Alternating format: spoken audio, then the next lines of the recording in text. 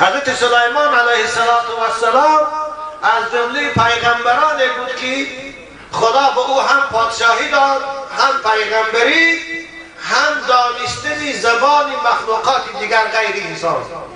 چه مرچه است، چه مرغ است، چه هدهد است، چه گاو و چه خر، همه زبان میدانست. قرآن به این گواه است. حضرت لقمان سلیمان حکایش میکند وقتی که با لشکرش میگذشت، مرچه ها در بیرون در گرما دوادو داشتن، خوجه این مرچه ها فرمان داد که زود خانه ها هم در آین این سلیمان به این کر و فر شاهیش الان میگذرد، بسیار شما را سم میکند، شما تکی پاون دست اونها میمونید. لا یحتمنکم سلیمان و جنوده فتبسم ضاحکا من قولها. حضرت سلیمان این شنید، سخنی مرچه را خندید. خلاصه سلیمان زبان حیوانات هم میدانست. یک برادر داشت، یک جوره داشت، مانندی ما که دوست داریم، الفت داریم. حضرت سلیمان هم یک دوست داشت، الفتش بود. ساده این دوستش یک روز به حضرت سلیمان گفت که پیغمبر خدا همین زبان حیوان ها رو تو میدانی، به منم تعلیم که من فهمم، من یک بازگاه دارم، یک خر دارم، من چی بگم؟ حضرت سلیمان گفتن برای تو چی در کنم؟ اگر دانستین اینها ضرور میبود خداوند به شما هم تعلیم میداد. بنابر اینها رو ندانستنش بهتر است. بیا گفت یک چیزی که به تو لازم نیست از خفاش نگرد، که او خوب دوستی نزدیکی بود، ارکه بود. بنابر تکرار کرد بار بار. حضرت سلیمان راضی شدن، گفتن خوب به تو ما تعلیم میدیم، لیکن به یک شرطه. به یک شرط همین است که به کسی این سر قائل نمیشی، اگر قائل شدی میموری تو. حضرت سلیمان بفرشد خوب مایلی بود حضرت انده و من تعلیم که من هیچ کس کنه میگو. حضرت بچه هم درسش دادن و سال بعد دهاش دادن دیگه زبان حیوانات رو میدانستگی شد. این آدم میگه یک برزگاه داشت و یک خر، یک سگ داشت با چند مرغ داشت، یک خروس داشت. بایگیرش همین بود. روزا هم خرش سوار میشد و برزگاهش پیش کرد، میگه صحرا جفت میکرد، بیگاهی میامد خانه، برزگاه میبست، خر میبست، لچ میکرد و پیشاشون علف میپرتافت.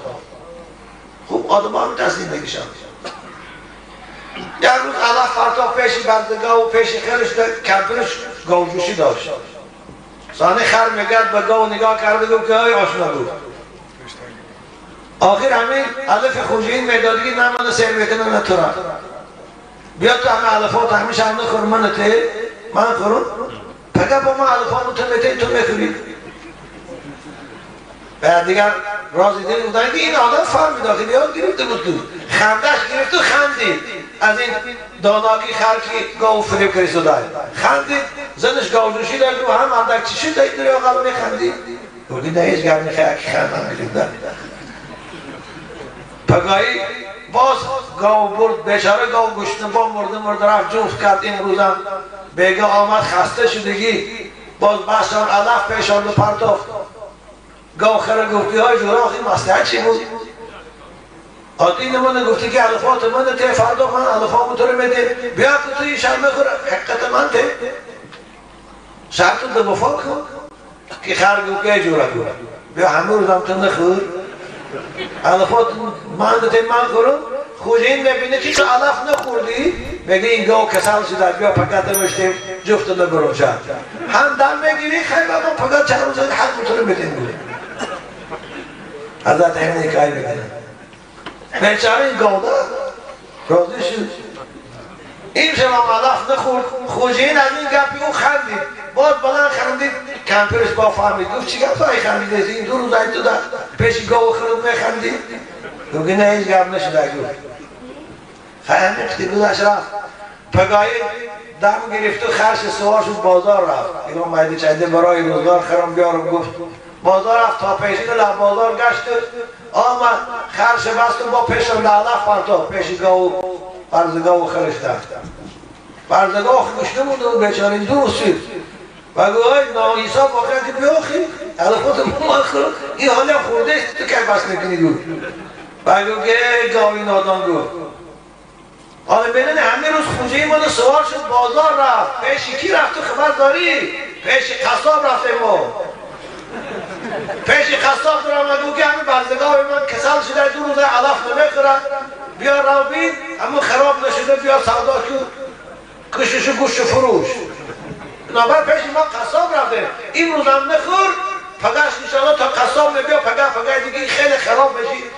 استخوانات کتاب قبرگاه قصاب نمیگیری خراب های گفتن آلیبانی کندرگان نمیخرد ای مردن خلاص میشی بس آنه ما علفانتون رو میدیم این گره خوزی این بنان خندیده بود که زنش فهمید گروه تسیاتی یکم بلا داری بود زن پان داری هم گپای زنود باید مرسه میخندی من ده کاری نمیشی هر دو زنشون شدن جمع دیگه جنجال بس نمیشه مجبور داره زنده که گم بزنی سیرت گم بزنی جان خلاص نماشد ای من خلاص نماشید این بیچاره میگه هیچ گپ نیست من زن ندارم آن جوانای ما از زناشو میترسن مران اگر قایل نمیشه زن داری شده کسی می دروغ میخورن زن ندارم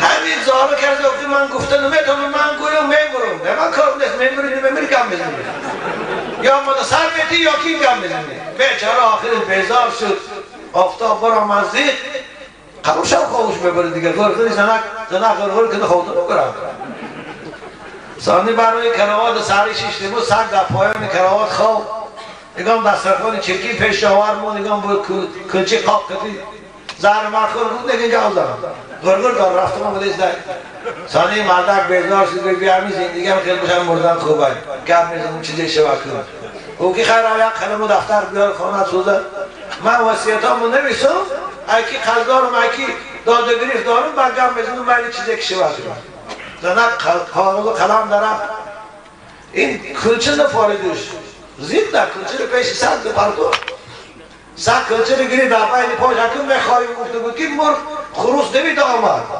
این بالای کراوات درشته خروس گفت که های سد آشنا بود همین کلچه دوته ما بریم خوریم سد گفت که چوه ما خود گوش نریم گفت تو خم نخور آنی نگاه کن بعد یه ساعت 2 ساعت بعد مرده بشه گفت سر تخته میکنه اون کراتونی گرفته دارم همش کنه سر تخته میکنه گفت استقال بیچاره میخوری چند روز سهل میکنی گفت چوه با گفت همین کمپین ینگی گفت خیلی خوجه من جنجال دارد مجبور کرده که سیر تبگی اگر این سیر شگور میموره گفت حالی مور خواهی تاجیکا هم این سرتخته دارن سرتخته میکنن گفت تو استقام گوشت بیچاره میخوری تا چند روز اما ما میبرن در علم محکم ما میکنن به اون گریه نالو دیگه دانو مانم نمیتیم گفت 2-3 روز بیا همین کلچه رو تیما بریم خوریم خروس گفت سگر ثانی بعد سر کلچه رو در خروس داده خروس بعد خوجین